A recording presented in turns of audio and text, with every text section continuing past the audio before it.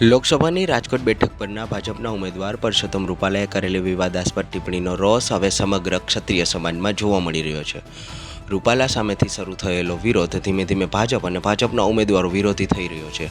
આવો જ એક બનાવ જામનગરમાં બનવા પામ્યો છે, જેમાં નવાગામ ખેડના વોર્ડ નંબર 4માં ભાજપ કાર્યાલયના ઉદ્ઘાટનનો કાર્યક્રમ હતો, જ્યાં ક્ષત્રિય સમાજના લોકો પહોંચી ગયા હતા અને વિરોધ નોંધાવ્યો હતો. વિરોધ કરતા લોકોને જોઈ કાર્યક્રમ રદ કરવાની ફરજ પડી હતી. વિરોધની વાત કરીએ તો ક્ષત્રિય સમાજના લોકો ભાજપ પાર્ટીના પોસ્ટરો ફાડતા અને ઝંડા ઉતારતા પણ નજરે ચડ્યા હતા, તેમજ જય ભવાનીના નારા સાથે કાર્યાલય પર હોબાળો મચાવી દીધો હતો. બીજી બાજુ ઘટનાની જાણ થતાં તાત્કાલિક પોલીસ કાફલો ઘટના સ્થળે પહોંચી ગયો હતો અને મામલો શાંત પાડવાના પ્રયાસ હાથ ધરવામાં આવ્યો હતો.